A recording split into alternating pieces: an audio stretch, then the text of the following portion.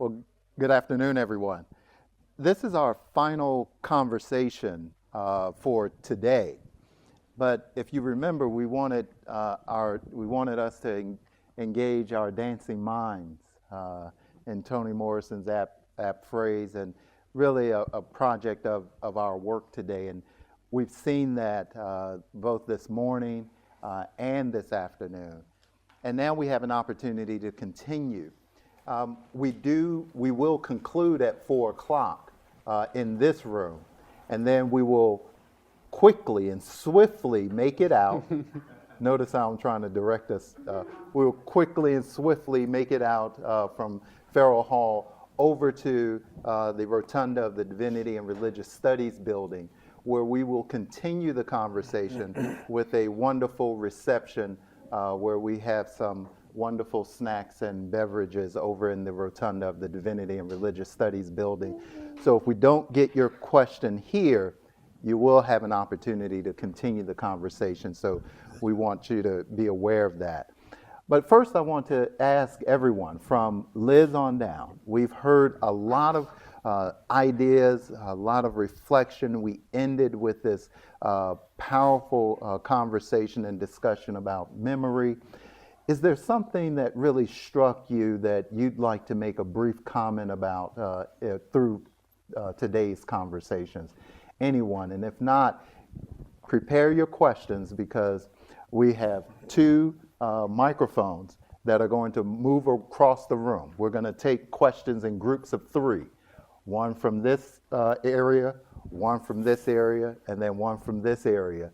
Then they'll be posed to the panelists, and then we'll move back the other way to be democratic. We'll go 1, 2, 3. Okay. And then for the final round, we'll go 1, 2, 3. So, but first, we wanted to just offer any just quick reflections that you may have. If not, then we'll really open it up to the audience.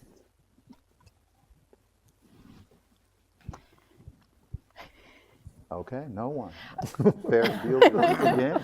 I'll just comment that one of the themes that I heard almost all the way throughout the morning and the afternoon was accountability to local communities, real people on the ground who are struggling, who are suffering, but who are also really fighting for freedom.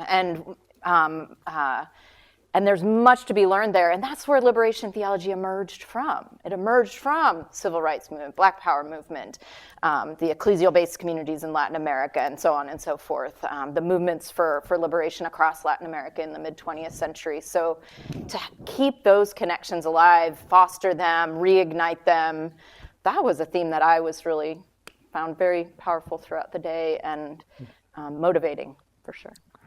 And so since you led the way, because actually it's a good segue into what I want to say, and really just in a sense or so, that there has always been in our history a movement toward freedom and liberation. No matter how oppressive, repressive times have been, or a particular regime or not has been, there has never been a time, to use a sort of theological phrase, when God has not been. There's never been a time when God is not, which means there's never been a time when there has not been a movement toward liberation and freedom. Those people that you were talking about. So which means, Robert and I were just talking about this in another way,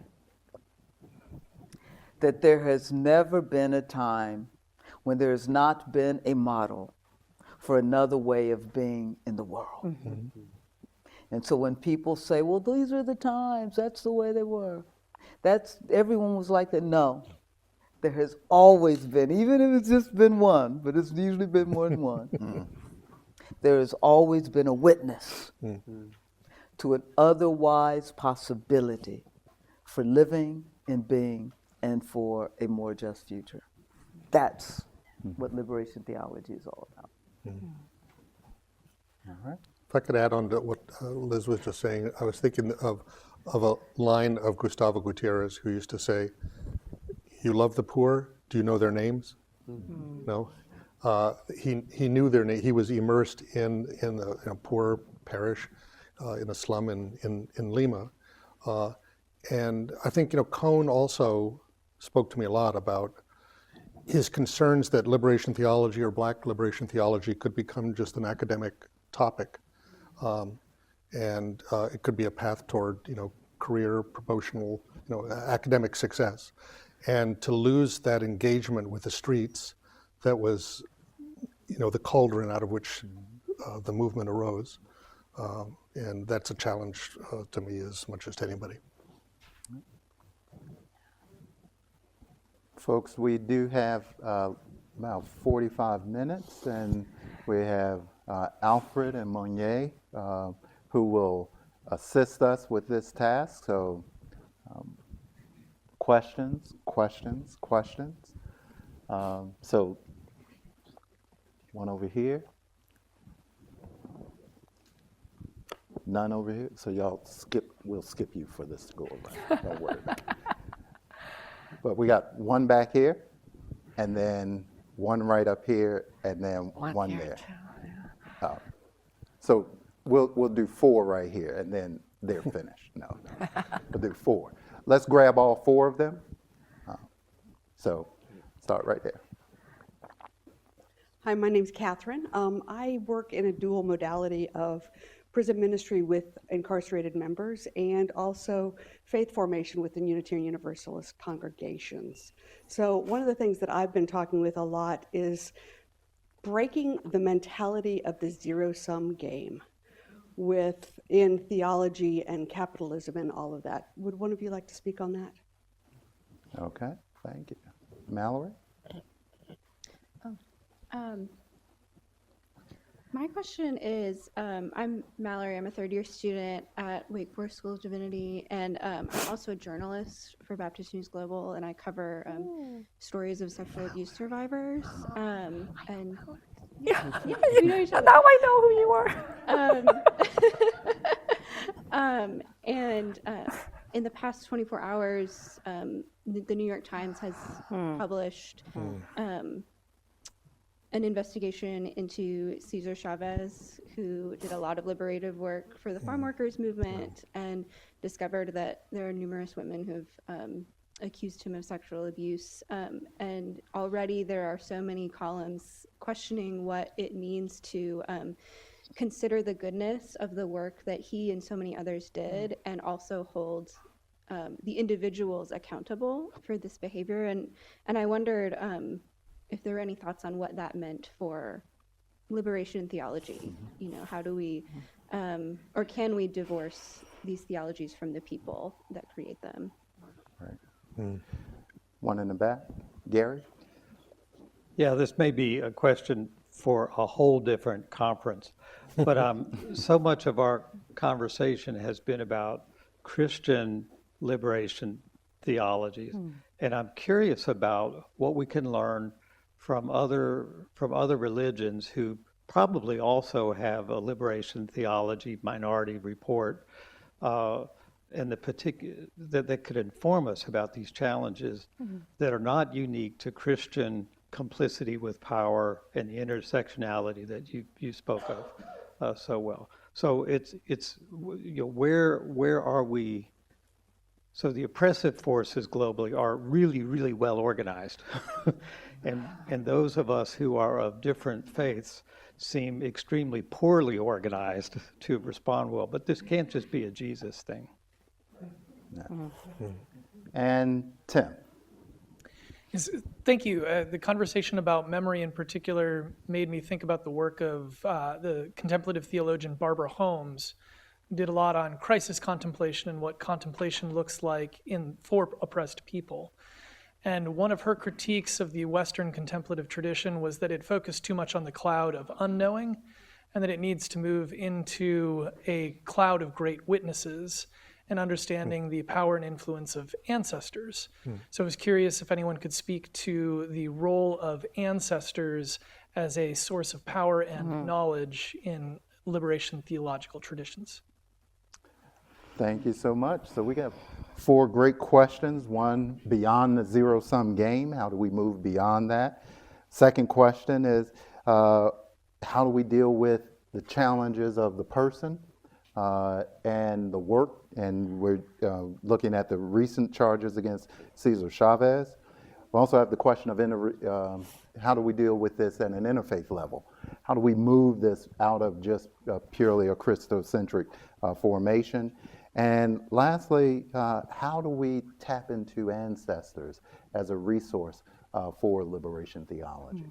We can put those out there. We have a full table, and let's go at it.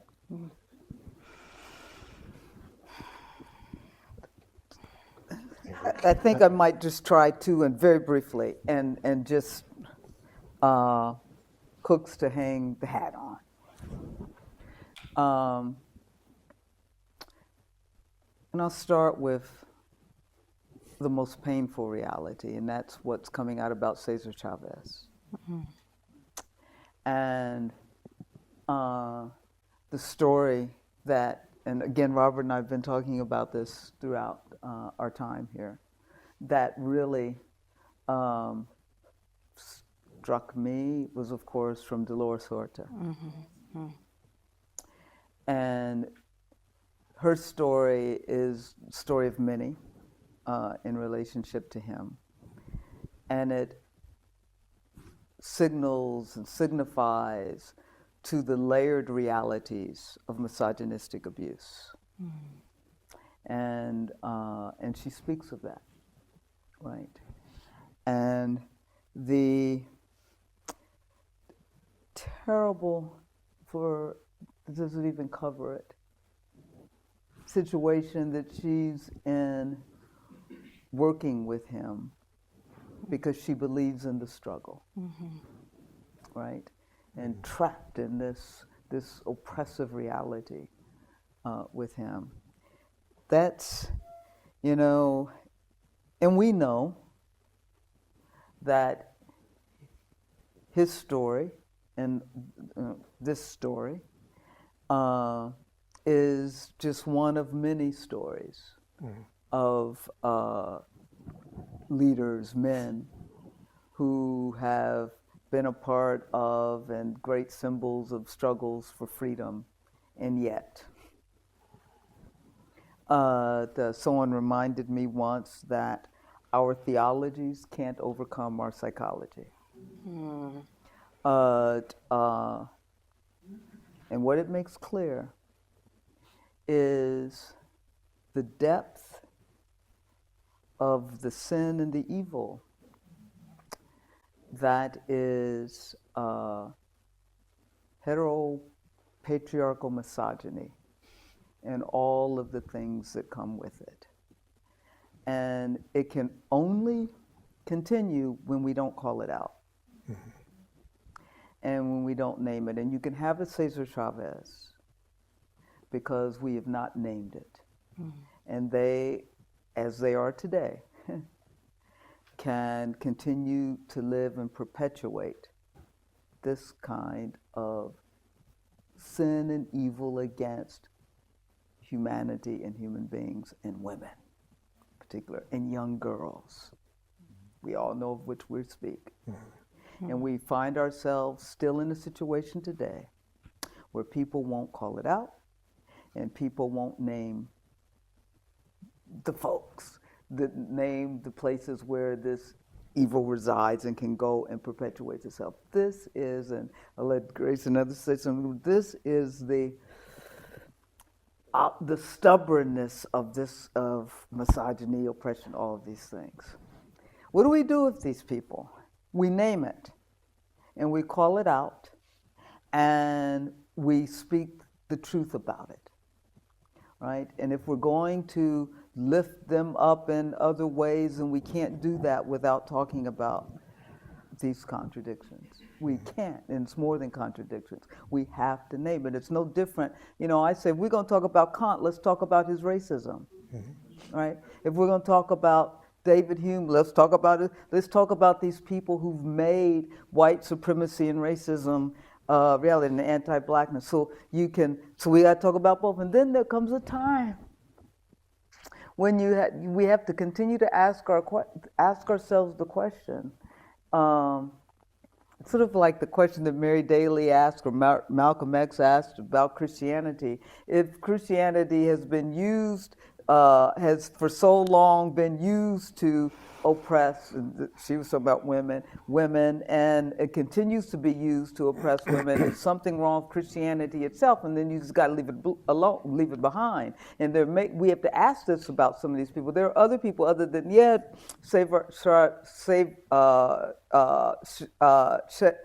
can't even say his name, and there's a reason for that. Chavez. Wow. Really, it used to be his name with this come tripling off my tongue, but. We have to ask, where do we place them in history? There are other people other than Cesar Chavez who have done that work. Let's lift up these people from below. We don't have to lift up these people who have committed crimes against human beings' bodies and psyches. And so we have to ask ourselves the questions, when do these people we're removing people from history all the time in this regime. When do we say that these stories are no longer stories that we can uphold and center them as models for how to be? Let's center Dolores Hortez and some of these people survivors. So I just think this is human. It's not only the flaws of what it means to be human, but it is also what it means to be under a system and structures that foster this kind of behavior and allow people to get away with it with impunity, this kind of behavior. So it is a critique of a system and structure. And I'm just going to stop with that one, and I'll let Dwight and others talk about ancestors, because Black people always are informed by our ancestors. But, and so really, we always, that lives with us. We don't make this big abrupt break. But I'll let someone else cover that. I don't have anything constructive to say about Chavez, but that we have to continue to lift up the pain of the people that they committed harm, and then we question where they belong in our pantheon of role models. It's tragic. It's upsetting, but it's not surprising. Just to add to what you're saying, it's tragedy. And a white male God allows tragedies like this. Is that right? As I said earlier, because we're just human beings, we don't know who God is, right? But all of us have a white male God. How did that come to be? Because of whiteness and patriarchy. So that allows men and a lot of white men to get away with things like this. That's right. Because it's one thing for them to commit, and it's another because of the patriarchy, women can't speak up. Right. Mm-hmm. That's another part of the tragedy, that they can't speak up and contact police to say this happened to us. So there are just so many things happening, and that's why we need feminist theology. Mm-hmm. People say, women, you got presidents of a university or deans, etc. No, just because you have Obama doesn't mean racism went away. Just because you have a few women leaders does not mean that patriarchy and sexism and misogyny has disappeared. There is just so much work to be done. And so the need to dismantle this white male God is just ever more necessary. And so when I was finishing up When God Became White, I thought, there was another part of God that I couldn't fit in there. And I was like asking the publisher, can I add it? They said it's too late because it was near production. So actually, I put it in Earthbound. I don't know if I told you this, Rob. So I was like, okay, if I can't put it in there, I'll just put it in my next book. But there are so many images we are gifted imagination, which is what theology is. We are imagining who God is.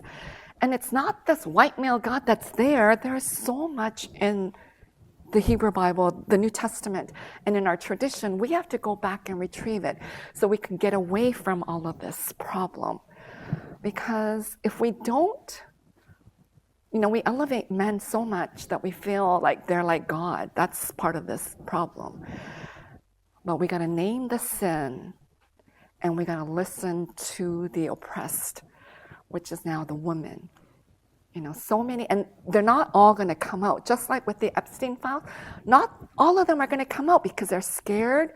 No one's going to protect them. There's going to be more downfall for them than to speak up.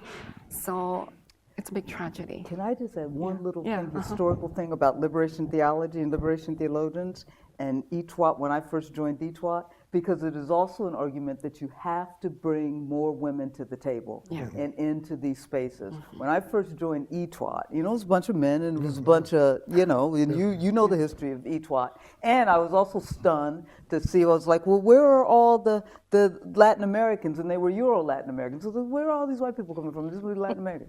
And because they were Euro-Latin Americans.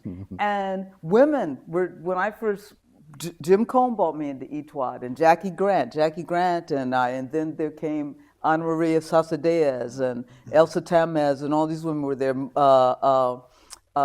Africa, Mercy, Amadou Ye, Elizabeth, we came in almost at the same time. These men, and these are liberation theologians, and their sexism was beyond, right? And they were just like able to, I guess, talk like little patriarchs to one another, right? And I'm serious. And they were not speaking about sexism in their own context. And, we used to really go at it with the guys from South Africa and Africa as they were, the misogyny was unreal, yet they were talking about liberation. Right? It's like, how you be talking about that? And so they have to be held accountable. There have to be women that's why these voices are important. It's like you can always tell who ain't at the table when some of this stuff happens, right? And so women have to be there and empowered to hold these men who have gotten away, even our liberation voices. They are liberation voices as long as you aren't taking away their patriarchal privilege. And some of that privilege has been abusing the bodies of women. And so liberation theologians I remember the day, they were not immune from this as long as they could function as a group of men. And listen to you when you spoke in 82, and you can hear what happened at SSBR. And you can listen to how they introduce you. And you can hear it in 78 when Paulie Murray spoke. There are records there that you can hear this. So we're the moderators. So. But amen. We have a long way to go. We have institutions as well. That's right. We have churches. That is still wrestling with this, the Catholic Church, Protestant churches. This is a question that we have to address. And if we don't name it, you'll get more Cesar Chavez. That's right. Yeah. And there's like many just out quickly there. add, I'm sorry, There's I was many just out there, yeah. I was just out there. I know I'm the moderator, but just to quickly add, there's also something very patriarchal about a single savior figure. And so when everything rests on that one person who's at the head of the movement, that person has a lot of power, even if he's coming from a very oppressed community. And so to rely just on that single savior figure, even Jesus, right, Dr. Shaner, but Jesus then gets channeled and mediated through priests, pastors, mostly men in the church, and they have that power. So I think the savior is, as Rebecca Solnit has said recently, civil society, the community, the people. You didn't know your question would get so much reaction? Yeah. Well, we could go. We could do a whole day Yeah, on we this. can do a whole conference Yes. on it, which I think may be necessary too. Yeah.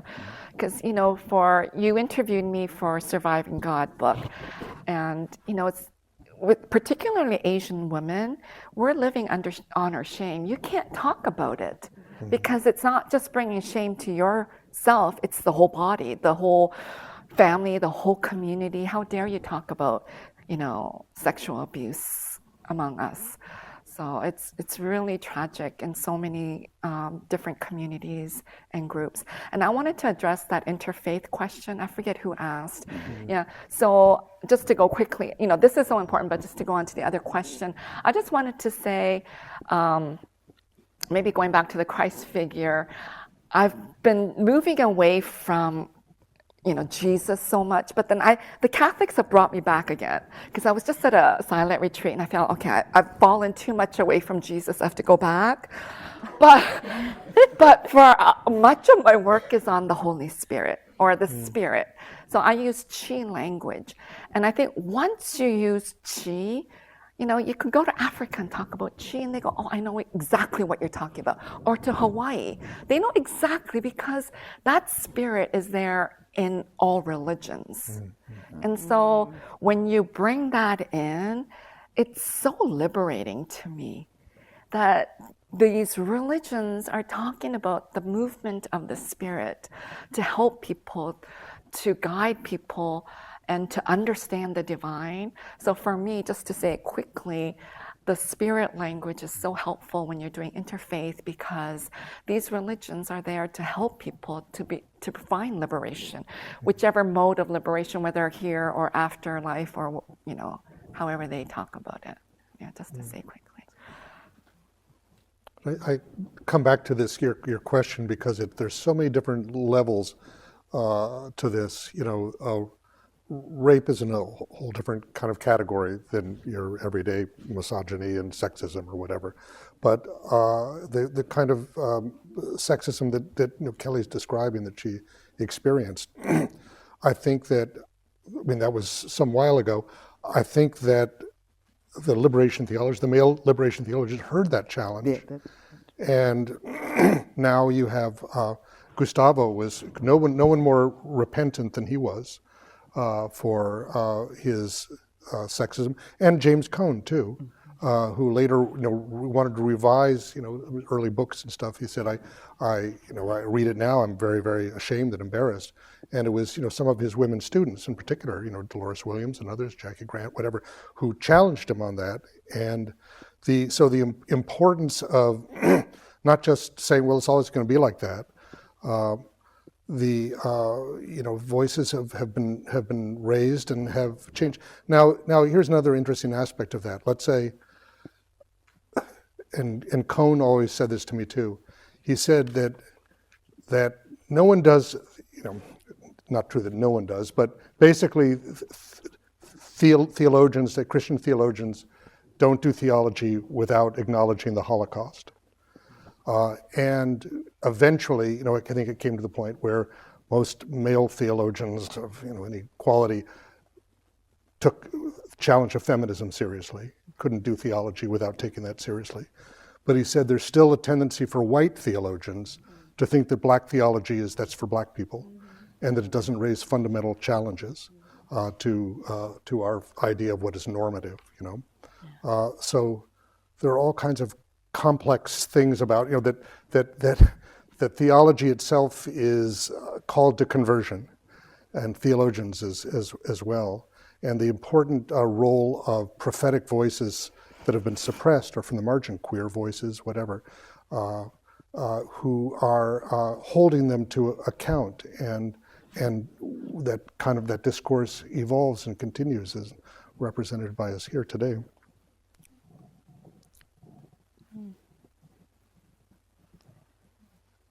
All right, let's go around for a second round. We have one at the corner, one over here. We have two. So then we'll go 1, 2, 3.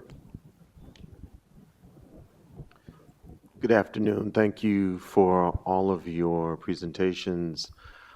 I want to ask a two-part question, which is, one, Cornel West offers a critique of Black theology and perhaps by extension liberation theology in his book Prophesied Deliverance about inclusion being the horizon of both critique and goal of, I'll say, liberation theologies. And thus the question is inclusion, I've heard just in the last set of answers statements about seats at tables. I hear that as an inclusionary critique and repair.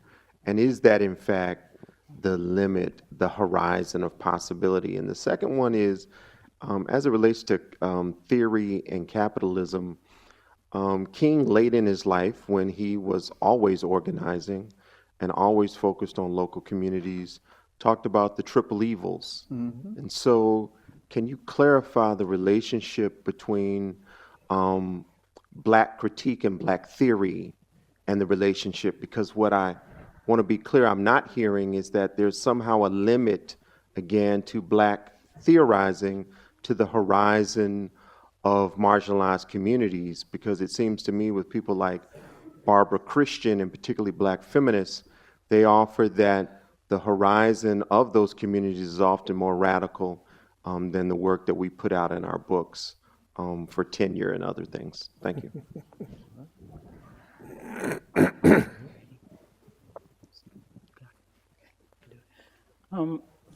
I have to stay focused. I'm Reverend Deborah Dickerson, Sister Deborah, really. But everything was rich. I have to say it's rich. You said so much to make things kind of float around in my head. But I thought about our quest for equality is for every nation. It's a quest for equality. That's what I'm getting out of it. But I appreciated the young lady next to about what you learned. And I thought about Elizabeth Cady Stanton when she began to examine, and not just examine, but to challenge a woman's rights and perspective and challenge the traditional interpretation. You know, God didn't call women to preach or whatever.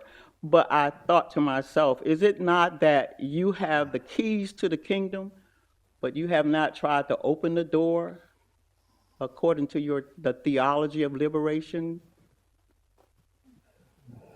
The liberation theology, as others went to open it throughout the centuries. So this is not our first rodeo with doors that's going on now. It's what are we going to do in this generation, like Sankofa? Will we look, he said memories, will we look back on the memories of others and use that to go forward now? All right. Is she referring to me? I just wanted to hold one of these fun little mic boxes. No, I actually have a very serious question, and it goes back to what Liz was starting to ask about. One of the themes that I've heard throughout the day is this idea that authoritarianism creates its own history, creates its own knowledge. I think Dr. Brown Douglas said that. And then I love this idea of the hour, of the plural pronoun. And I've been thinking about, in order to get out of the singularity, that plural pronoun is so helpful. But here's the question. Why do we always stop our revisions of history? Because one of the other things I've heard is a need in liberation theology to revise our histories, to know that liberation theology has always been there. Where's the liberation theology when we get back to the Bible? Because so often we talk about, well, Jesus did this just right. Or God saved things because of Jesus. And how do we start to see the communal nature of what God does in the time of Jesus? I guess and I'm really curious how that might play out in some of the longer histories of liberation theologies. All right, so we have 3 questions for round 2. The challenge of the critique of inclusion that we've talked about and discussed Is that challenge to be met by being included, being at the table? And that even goes to questions around capitalism. We talked about economy. Do we move to a broader challenge? Is inclusion enough? The challenge of tradition, is it enough for us to just not go back, or how do we go back and retrieve that which has already opened the door? Perhaps we haven't walked through that door because we've not met that challenge of tradition. And the last is, how do we then recover the communal ethos instead of the imperial I? Mm-hmm. Text as community beyond an individual and an isolated individual. Round two. Edgardo, you've been quiet. Why don't you start us off? I've been hearing, so grateful for the questions, and some of them quite painful. The stories coming out regarding Cesar Chavez's crimes is truly terrible. I was on the drive here talking with a good friend about this, and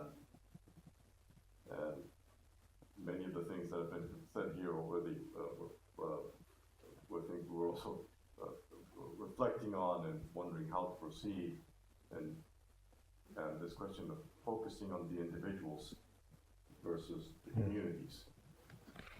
And at the same time, we encounter communities with persons in them. We don't speak to a community, which is always involves the personal. And of course, even when we go to the scriptures and to the Gospels, they are writings not of Jesus.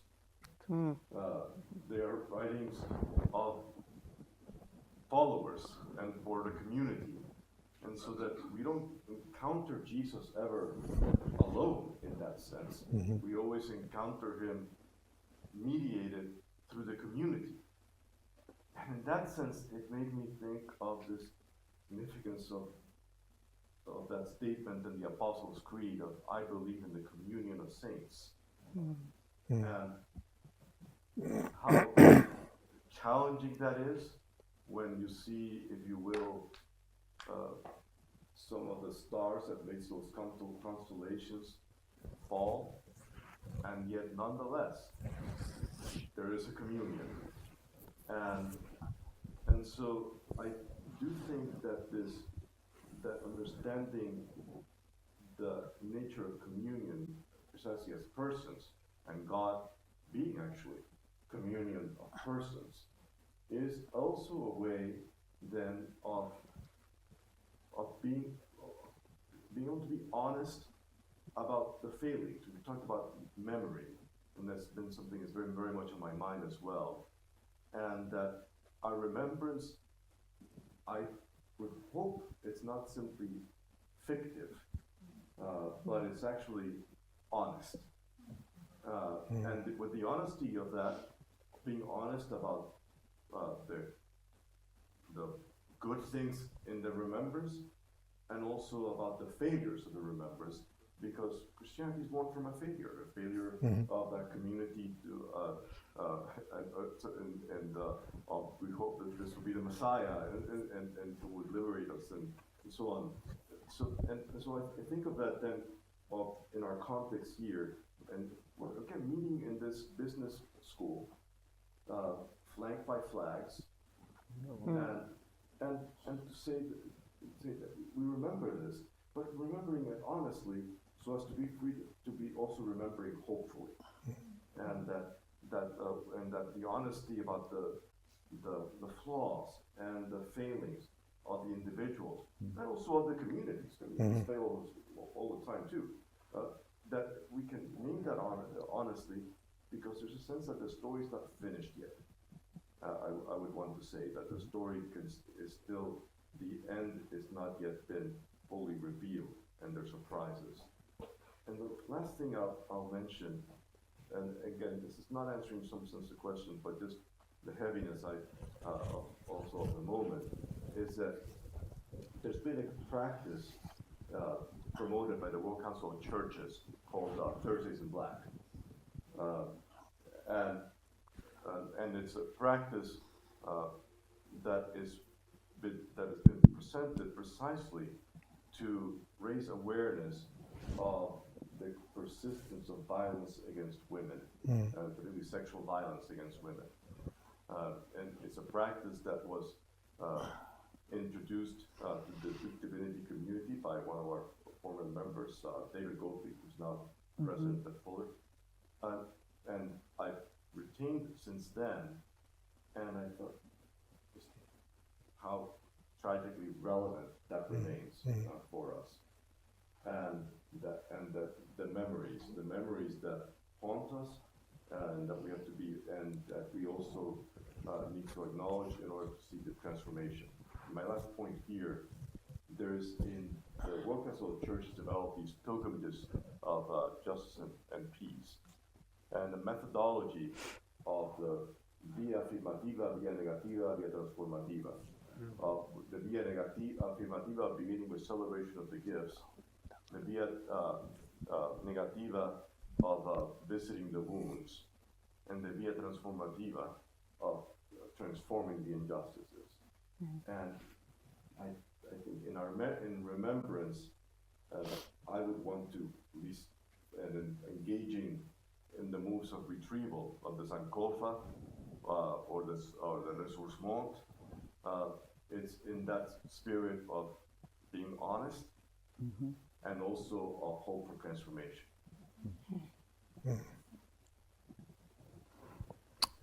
Yeah, I can just give some thoughts on the capitalism piece. Don't know if it actually touches the exact questions, but for me, I'm again concerned about poor and working class. So any issue for me that comes, the first question is where are the poor and working class in the issue, right?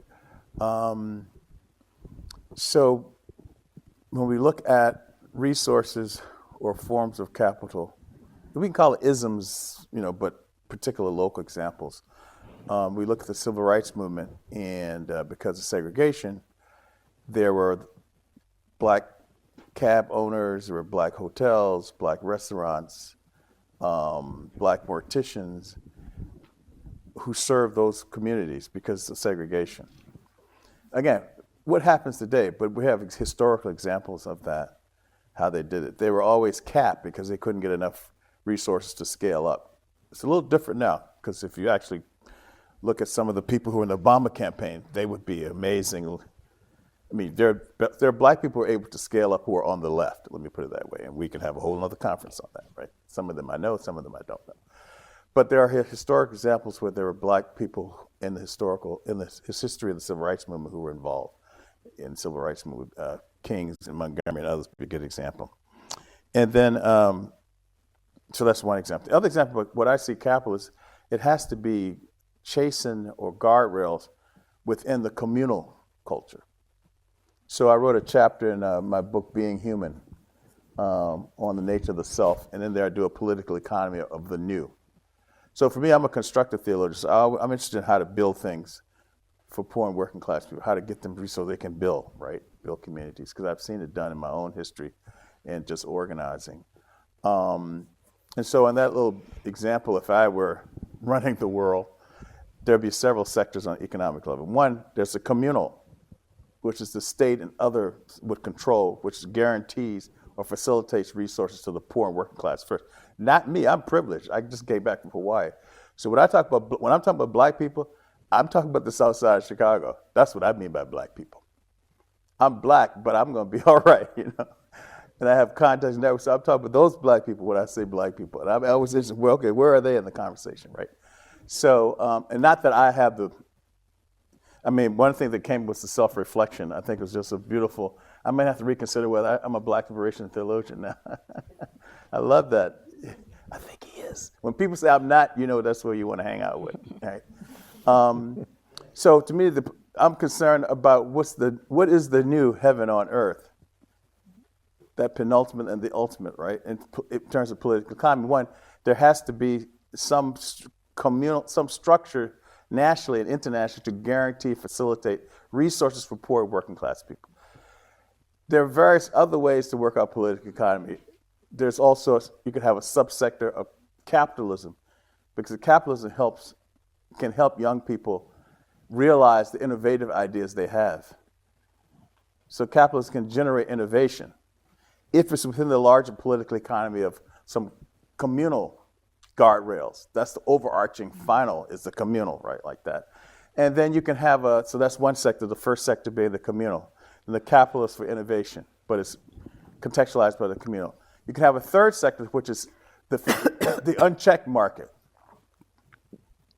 which could be like in Ghana, the women in the market, right? They don't necessarily have the lessons, but they're operating all kinds of those, productivity, innovation. Maybe they don't pay taxes. So there's a third sector too, where just people who don't have any relationship or don't have any access or connections to pay off to get into the economy to do their thing. There's a third sector there. And then there's a fourth sector, which we can call incubate. A lot of people call it incubation. It's structured to let 1,000 examples flourish. But the main thing is the communal that defines, provides the ethics, punishes, but it focuses on poor working class people. Don't focus on me. I'm gonna be all right, right? I don't know if my suntan shows or not, but we were doing our thing. I was talking to the venture capitalist meetings, of course, but I'm gonna be all right. Even if I get fired, I got networks. I got my union networks. I got seminary. I got a new neck with Liz. I should hook a brother up, maybe.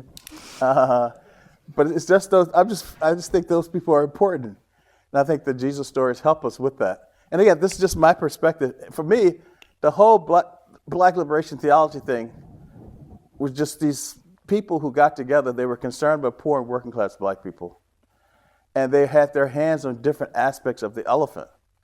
You have, like, Colón was the one that says, no, if you're going to study me, first you have to interview all the first generation, even the ones who were pastors who don't have PhDs. And I just felt, my goodness, this thing was huge, right? But, so to me, I see myself as part of trying to get part of the elephant. So I'm bringing my own perspective, respecting and learning as I go along, right? And sometimes it can take into some really dark places, right? Some really dark places, right? But having accountability with community, which I have in Chicago, I don't have to go into all my community, both pastoral and count therapy and everything, right? Which I think we all need. I know I need a holistic approach to be accountable to. You come out hopefully. But again, it's like 4 or 5 parts to the whole global political economy and domestic political economy. But the energy, for me, I'm really convinced about this, just in my little slight period on Earth. They have, Southside Chicago they have the answers to the questions. And I have to be careful that I'm not imposing what I'm angry about or what I think is a priority on them. They overlap, but I have to keep checking myself. They have the answers. I mean, there have been, and not just, black women are going to rule the world, but I've been experiencing, my mama black, my sister's black, and some of the women we work with, men's ministry, support women for domestic violence ministry, young girls ministry, music. We've been supporting them, right? And seeing, some of these women could be running the United Nations. Having this little shorty for 10 days, 24/7, I don't know how they do it. They got to be economists. They've got to be cooks. They got to clean the house. They got to be disciplined. They got to get resources for school. They got to tell the story. They got to teach moral. How can you do that? I'm ready to go back to Chicago so I can share the parenting, man. So there are answers there. This is my passion, is that poor working class people have answers to a lot of the things. And for me, part of it is, I think part of why I keep been going is I'm just very curious about knowledge. But more directly, there are at least 4 or 5 aspects of the political economy. So it's in Being Human, Race, Culture, and Religion. There's a chapter on self and selves. And there I just give a little mustard seed example of what I mean by the various levels of political economy. And capital is within that because of the innovation that it can provide, not because of the ethics it can provide. So can I just add respond to this question on capitalism and all of that. So I'm probably a little different from my brother here. First of all, Latin American liberation theology was a critique on capitalism. And because you do have working class poor. Capitalism creates poor people. And so it has to be critiqued. I mean, yeah, we got to figure out how we're going to make a way in it. But we also have to figure out how we create a world and a society and a community where the poor we won't have with us always. Right? And so we have to recognize the sin that is capitalism. Capitalism is built on a foundation that you have to have an underclass. And so there's something wrong with it. And so I get that. Let's figure out while we in this state of not yetness, justice. Let's figure out how we can help people survive and flourish within this system, but we have to recognize that it's a sinful system and structure because all it does is exploit. It's exploitative of labor, it's exploitative of bodies so that there can be a K economy, right? A K economy where you have the wealthy, they're thriving in the stock market, and then you have the bottom end. That's what capitalism does, right? And so we have to talk about calling out the demons and calling out evil. Gustavo Gutierrez and others, that's where they began. That's why people accuse them of being Marxists and everything else, because they recognize the sinful nature of capitalism, and capitalism produces inequality. It produces the poor. It is extractive, and it is exploitative. And that's what, so we can't, when you talk about, Martin Luther King recognized it, militarism, racism, and all the other isms with people in classism all come together. Capitalism feeds on. It has to have people that it can exploit. It's no accident that people of color and women and others are at the bottom, because capitalism creates that exploited class that it can exploit. So that's the first thing I want to say. So I ain't all in for capitalism, because capitalism creates. Right. So I'll just stop there. Creates an opportunity for some people to have 12 pairs of shoes and other people to have none. Then we might give them a pair of shoes, but what we need to do is create a situation where we don't have to give them a pair of shoes. In terms of inclusion and being at the table, oh no, brother, that ain't the bottom line. I'm just talking, people got to be in the room. But our job is not to get at the table. This is one of the things that I like about liberation theologies and womanist theologies, that we aren't, black women ain't fighting to have what white men have. And it ain't no battle between us and white men. We ain't fighting to have what white men have. What I'm fighting against is a system that allows white men to have what they have. And that's different. And so I'm not trying to get at the table that white men are at. I'm trying to destroy the table so that we all have an equal opportunity. All right. We will now put a pin. Now we have to run. Today's conversation. We literally have to run. We gotta run. But first, we want to thank Grace, Edgardo, Kelly, Robert, Dwight. Thank them for spending today with us. Thank you. Thank you.